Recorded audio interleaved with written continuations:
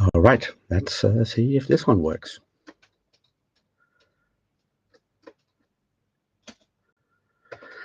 I have switched the microphone. Let's see if that works. Uh, test, test, test.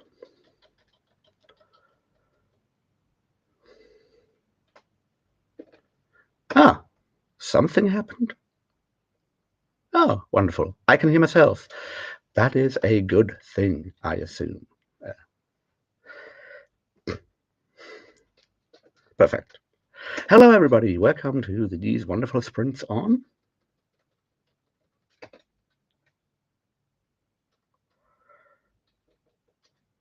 Here we go. Yes, wonderful Thursday. I don't know why the microphone didn't work before. It remains a mystery with these kind of software. How are you guys doing? Hello, Britain. Thanks for letting me know. Wonderful. Hello, Jordan. How are you doing? Um, if you're wondering why I sound weird today, it's because I have that wonderful new tooth sort of replacement thing in, and it's a bit like wearing braces, and it's not good. It feels like I'm talking way different from usually, but then again, I did talk different with a tooth missing as well. So I guess that's what we have to live with for the moment. I hope it'll get better with practice, but holy shit.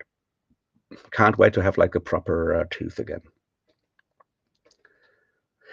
How are you guys doing? Britain, how far are you with God's Gods? Did you get some time to read?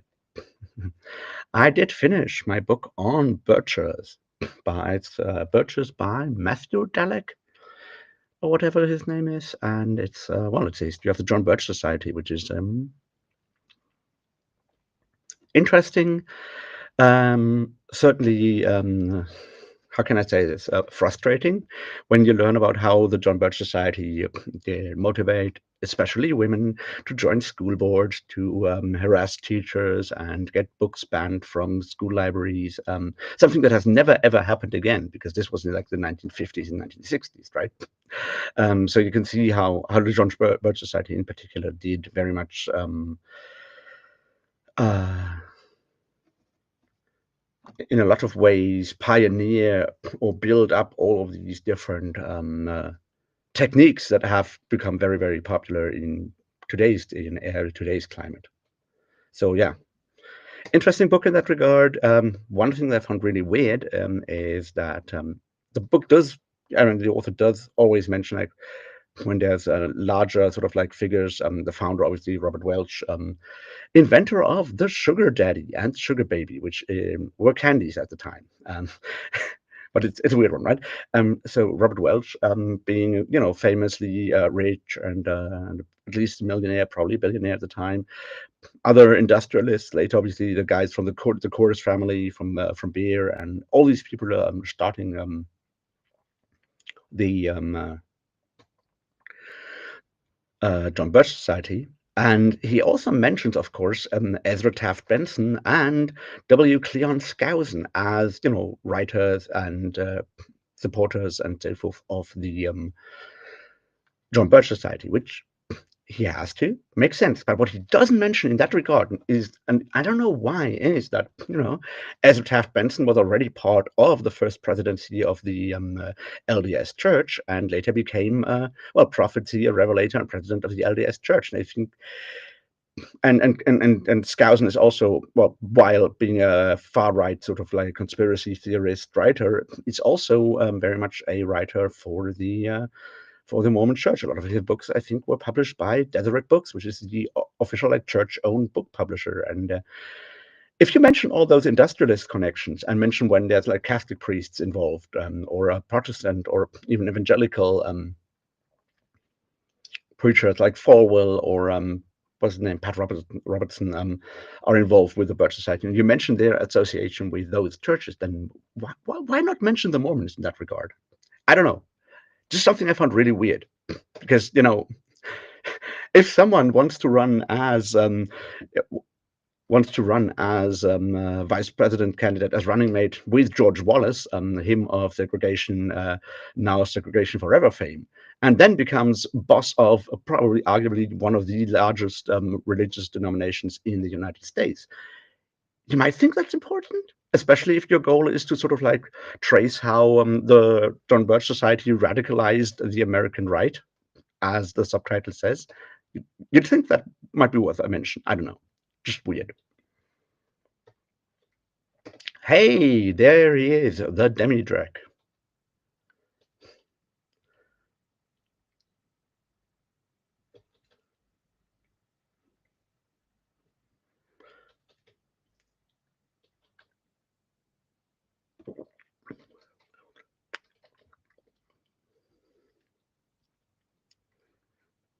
Yeah, that's good. Could be a reason there, Jin. Because yeah, I think Windows update did happen between yesterday and today.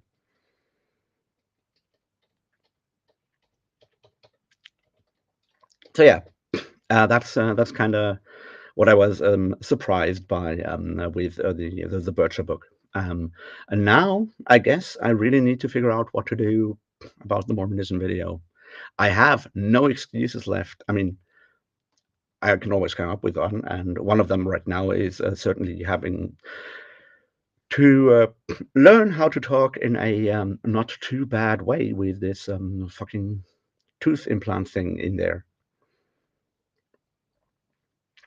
And what you know, like one of the reasons why I waited so long with recording the Mormonism video was me being insecure about how it looks if I make a serious video about religion, history of religion, and so forth, without the tooth, because there's all these elements of classism and whatnot mixed into how we perceive people that can't take care of their teeth or whatever. And even though it's been treated and all of that, and it's a knocked out tooth, right? It is seen as something that judges like how we understand people, which is like, if I want to be taken seriously, does looking like the fucking hobo I look like, does that sort of impact how the video will be perceived? But on the other hand, if now I sound weird because of the tooth implant thing, does that also impact how? Mostly I'm just insecure, I guess. Nice. So I assume the siege of Capistan is now over. If you've made a little more progress, because not that much left, I guess.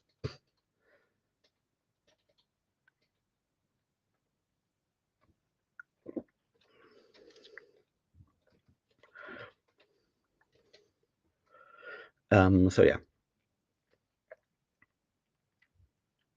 we'll see. I guess I also need to not look at the news for the next week. My sister and her family, her husband, have flown to visit his family, which is in one of those lives in one of those notoriously stable parts of the world. But yeah, we'll see.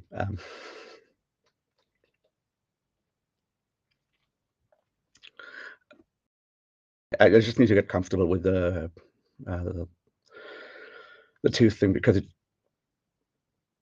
recording a video for Mormonism, which will end up being like, I don't know, 2.5, 3 hours long, means I have to do a lot of talking, and that is no, it's a skill, but it's also something that needs endurance, I guess.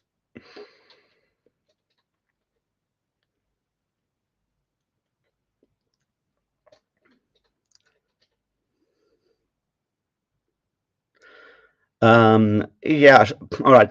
And Memories of Ice is like huge. I mean, it's second longest or one of the longest ones in the series, as I remember.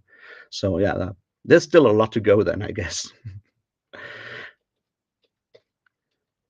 Yeah, see, I thought about that, Jin. I thought about like recording, getting the full like Mormon missionary look, like the suit and the name tag and everything, and then I realized that on the one hand, I don't own that kind of suit, and it's kind of expensive to get one. Also, the long hair and the beard are still very much against current Mormon looks. I guess I'm, you know, old, like the 19th century Mormons were totally into beards in a lot of ways, but as part of the brief progressive era in Mormonism in like the 1920s, there were rules made to, have short hair and be clean shaven and so forth to get over that like image of being a religious fanatic in a lot of ways, and that has stuck. So I figured even if I, take a suit and everything, the disguise would not be very, very good, right? And of course, the question of like if if you want to get taken seriously, right? The question is also like, how far can you go with how much humor can you inject into this it's seen as before it's seen as making fun of your subject in a way that invalidates the points that you're making, right? Because it's not about mocking Mormonism. There's enough anti-Mormon content out there if people want to watch that kind of stuff. I don't want to mock Mormonism because you know the goal is to understand to understand Mormon belief and Mormon culture and where it comes from and why it is the way it is, so you can then go and read Mormon authors and go like, well, clearly I can see the Mormon influence here and here and here and here. That's kind of the goal. And for that, you need to sort of,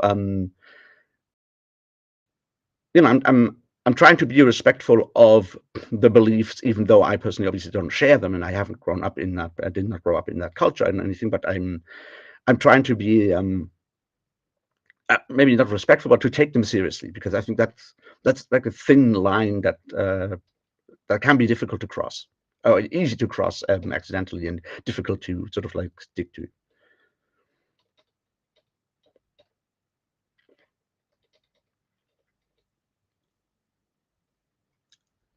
It is, see, that's the point. It is a massive difference because, I mean, it's not just like a small bit like the tooth in there, which obviously already impacted your speech. Like when the tooth was missing and I had the hole in there, it's more like, when you depending on which kind of sounds you try to make, right? You you create this, especially with like saying using an S or anything of the sort, right?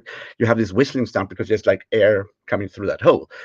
But now the tooth implant thing has, I said it's a bit more like almost like wearing braces in that regard, because it sort of kind of keeps the teeth apart, so the implant, the bone can heal and the implant can be put in there in like 3 months or whatever.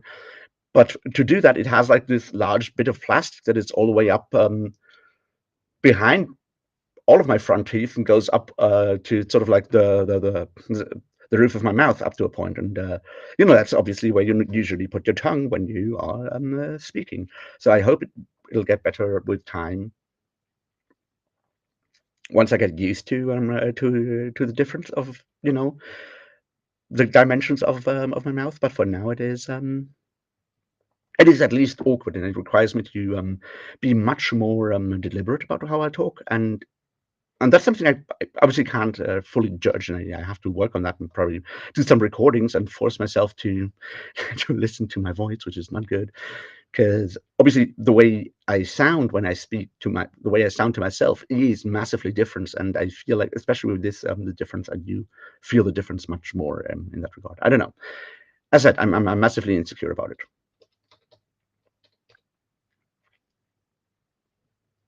No, I wouldn't shave for a bit. That's not something I do, Jin.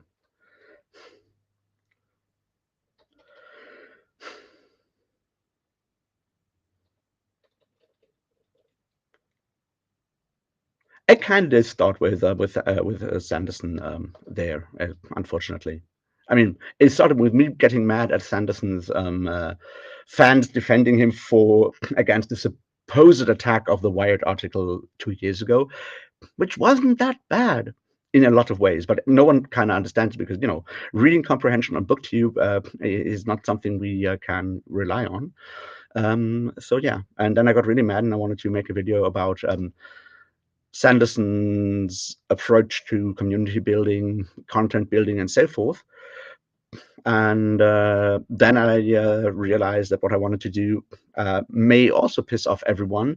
So especially it may lead to everyone going like, well, you haven't read his books, you totally don't understand it. So I'm like, I guess I have to read his books now. And then I figured, might as well do the whole thing. So it's going to be a lot. It's going to be a video on Mormonism, and then it's going to be a series of videos on each of the Cosmere books that I plan on reading. And after all of that, there's going to be the final video, which is going to be about the larger sort of like Sanderson's culture industry. And then I'll be done with Brandon Sanderson. And I've probably, if I had written all of that down, I could probably hand it in as at least a master's thesis, if not a PhD thesis on Brandon Sanderson, which we don't want to do that, right?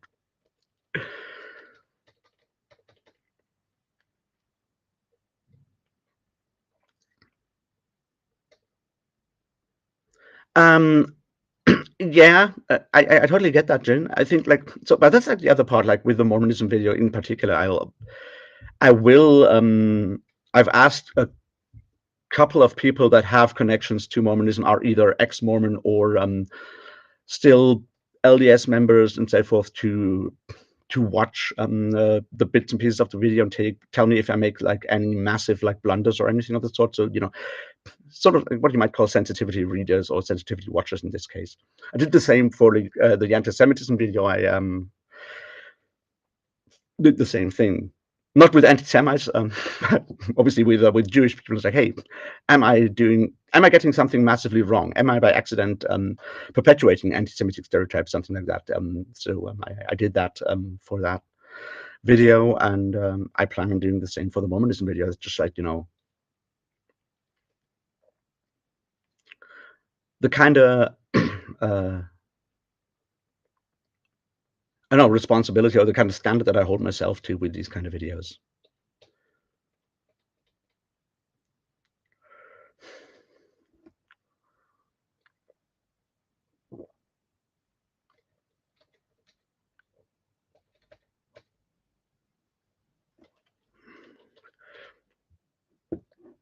I mean, we will see once the video is fully done.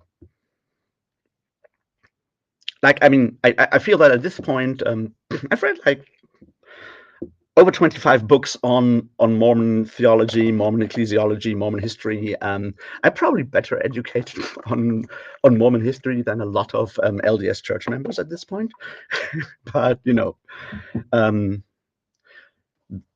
I know what you mean. I'm thinking about it. As I said, I'm gonna start recording the video. I have to record it in parts anyway, and then probably re-record some parts until I'm happy with the result, and put the whole thing together, and then ask people to give me feedback on the individual parts and all of that. And it's a process. But speaking of all of that, let's actually start the first sprint. I'll be back around 5-ish past. I have a bunch of stuff to go through, newsletters, and have to message some people. Obviously, still message my sister and wish her them a safe flight. You know, I guess air travel with a 15-month-old kid is going to be an adventure in itself. But I guess what you're gonna do. So yeah, let's do that, and I'll be back in a bit.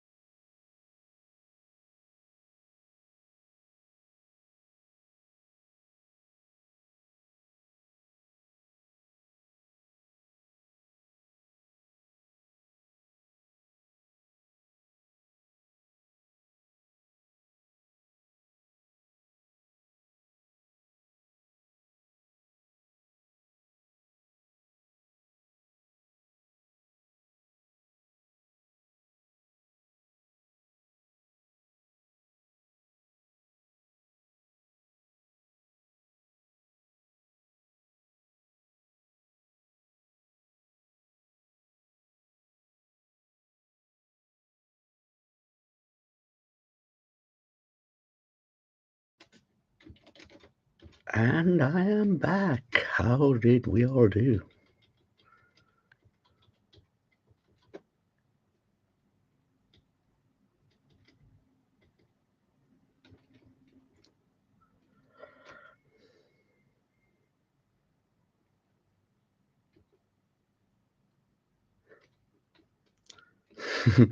Yeah, I mean, it's ridiculous because, like, Motorhead came out of the very much out of the 70s psychedelic scene with Lemmy playing with Hawkwind for ages before he got fired for having too many drugs, which, you'd think would make him popular with like a hippie festival.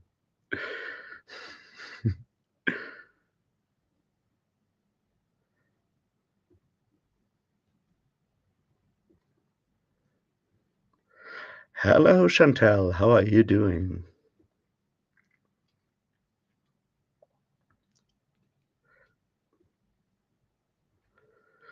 Um, well, if you are getting that rest and if the cozy mystery is good, that sounds like fun. Yeah, I did read all the news and everything. I texted my sister, hope her, they have a safe flight, and yeah, uh, I am all caught up now. Um, but this is good. So yeah, what else? Oh, I got really, really mad at another booktuber making a video on the whole Daniel Green situation. And the main thing that really made me really angry was like uh, this that the title said the dangers of reactionary culture, and I'm like, okay, that's going to be interesting. But what they meant was reactionary and reacting quickly, which is not what reactionary means, especially when you're talking about something connected to to allegations of sexual assault. You might want to use a different word there because turns out politically reactionary people have very specific opinions that have certainly pushed that recent discussion as well. And it just like really, really drove me mad to have to see something like that. It's like, come on, just don't.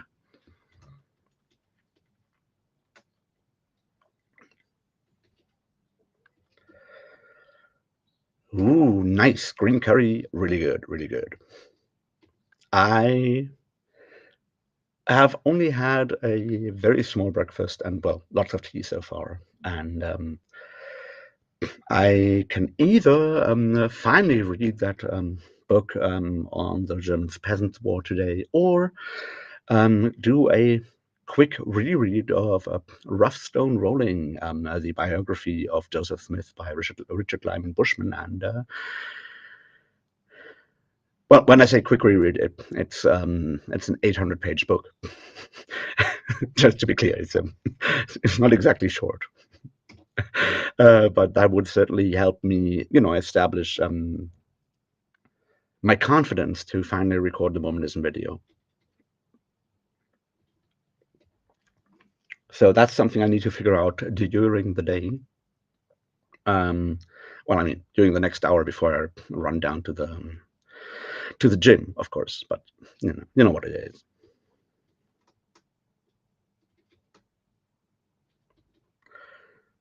Well, I mean, if y'all continue, I better figure out where to get like stuff to have green curry for lunch as well when I get back from the gym.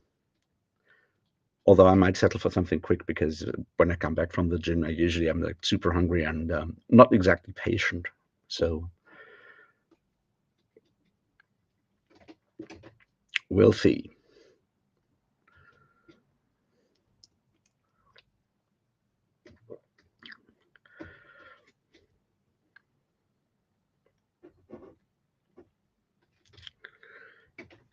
That sounds lovely. I have never watched Game of Thrones. I I've read the books, obviously, but I never watched the show. I was one of those annoying people who had already read all the books that were out by the time the show started, and everyone else was finally getting into it. It's like, no, no, no, old hat to me, which was fun during the first season when like most people didn't know what happens at the end of book one of Game of Thrones, and no one knew about uh, Ned Stark and everything, and sitting there knowing what was going to happen and waiting for everyone else who finally discovered fantasy and were all suddenly getting into fantasy. And I'm like, oh boy, you're gonna have so much fun, right? That was was quite the time back then.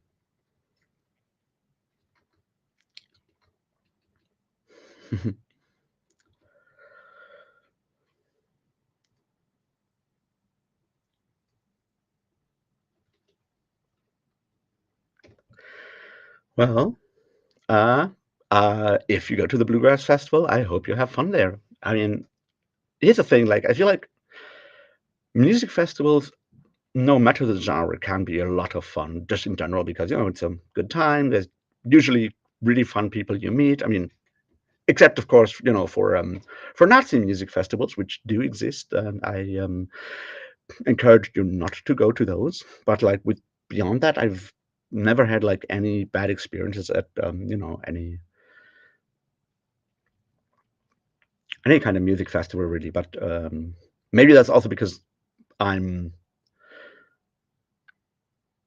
I mean, it's definitely because I'm a dude, and it's definitely because I'm very willing to partake in alcohol and all of the other things that are usually part of the socializing around it. So I don't stand out, is what I'm saying, I guess.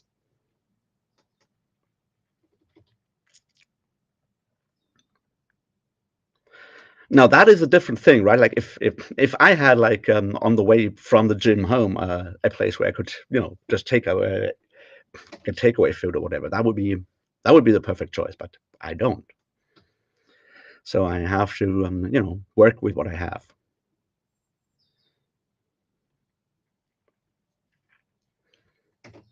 All right, yeah, but no, that's a very good reason not to go. Especially like, if you have to use a wheelchair. I remember like years ago, I was in Wacken, Wacken Open Air, being a huge heavy metal festival out on the fields in northern Germany, which can get incredibly muddy if it rains. Right? It's literally cow pastures usually, very loamy. It starts raining. It's one hell of a monstrosity basically, and a friend a friend of friends was also there, and he had like an electrical wheelchair, like the fully automated massive monstrosities that weigh like hundreds of kilos basically. And Wacken has like an extra stage, sort of like sort of thing where you can get up with your wheelchair so you can actually see the stage and everything. So they try to be accessible for how much you can be, but you still have to get your shit up to the stage, which is it's an 80,000 people festival, so you have to go cross like acres of mud, which with a wheelchair that heavy is. We ended up pushing him with like 5 or 6 people. We ended up pushing that thing through the mud. It was quite the group achievement, but yeah, really bad.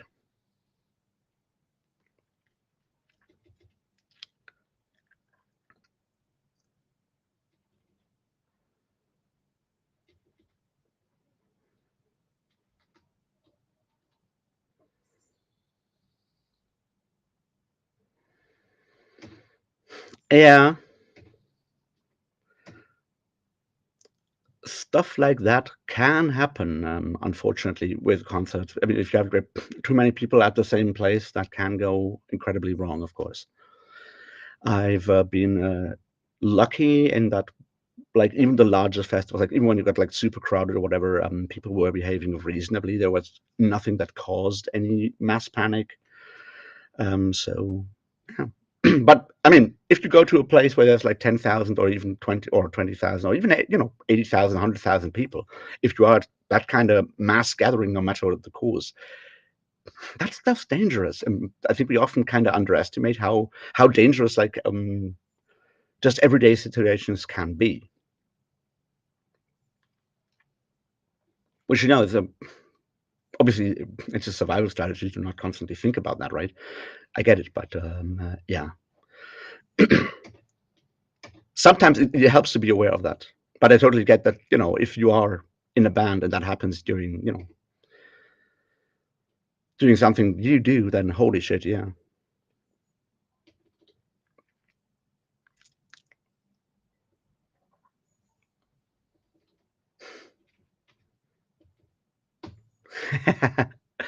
Yeah, a bag of trinkets usually can make you very popular. Yeah, might be a strategy worth trying. I don't know.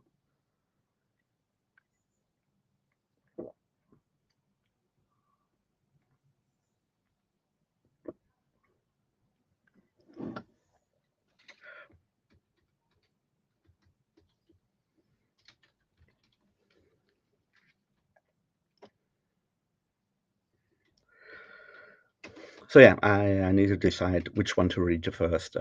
Read the book about the Peasants' War so I can get back into writing, or focus on the Mormonism thing and actually try to get the whole fucking thing done.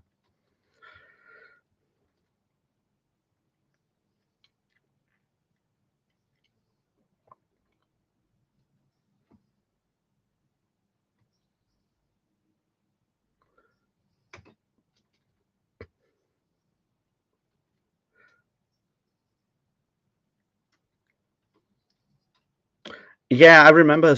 I remember reading the news for that one, Jin. Um, and yeah, you're right, Chantal. It's like one of those things that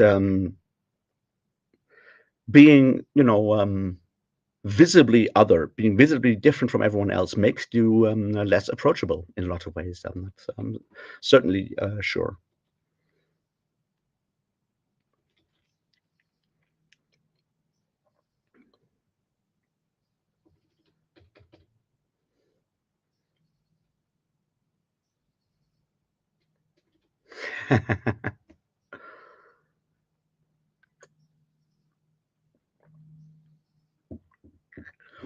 um, all right, guys. Shall we do the second round of sprints before so I can get to the bus in time and everything? I think that sounds like a reasonable idea. So let's go for another 45 minutes. I'll be back shortly before the full hour so I can, run to the bus, which, helps. Yeah, I hope you get stuff done. And if you go to sleep, then of course, I wish you a good night. But otherwise, I'll talk to you in 45 minutes.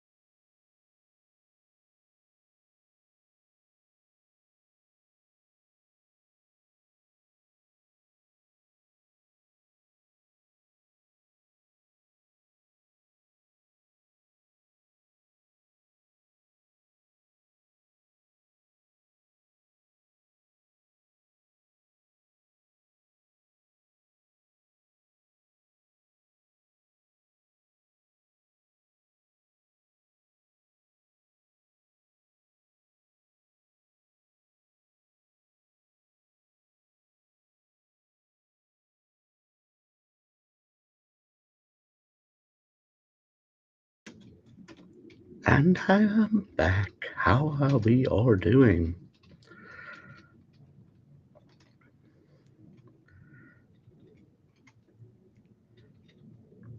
Hello, Kale. How are you doing?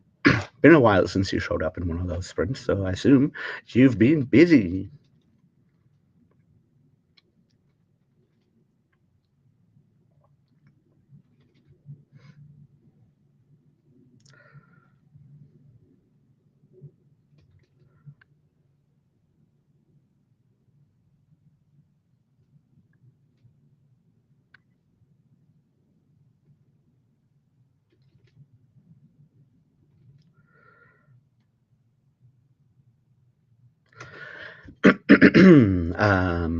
Well, Chantel, I don't play or sing in any capacity. I did play drums in a punk band during high school and so forth, and I sometimes toy with the idea of going back and doing something active in music.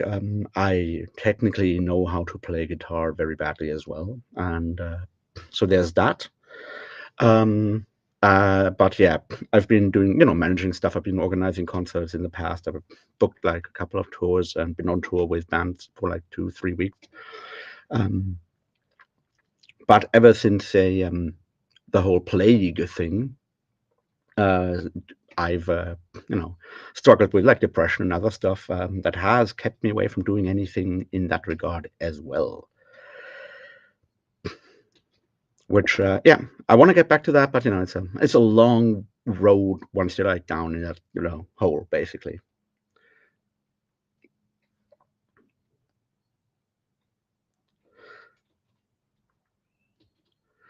So that's kind of where I'm at.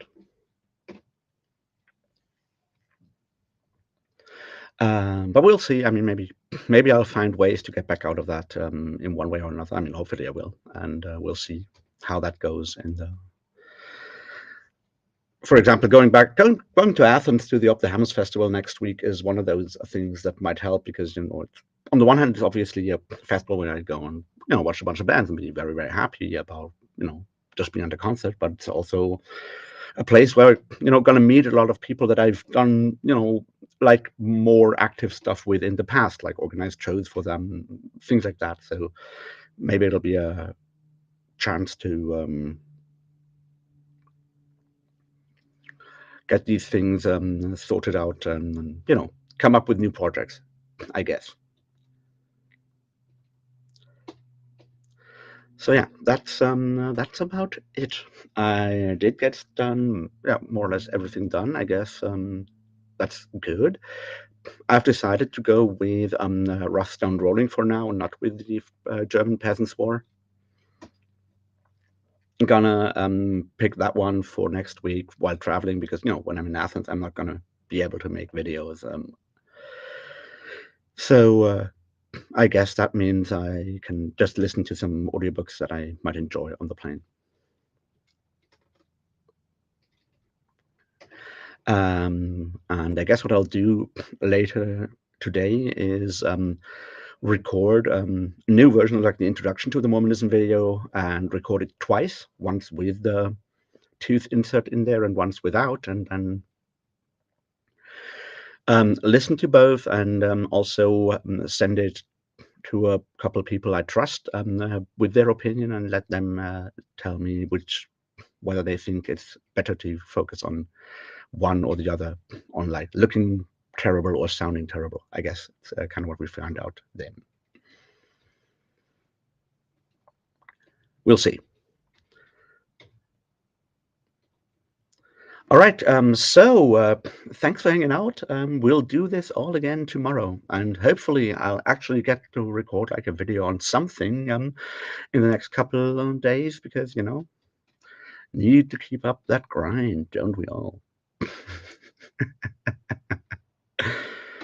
All right. Thanks for hanging out. I'll see you tomorrow. And yeah, I always enjoy this in the morning. It helps me get out of bed, which sometimes is hard enough. So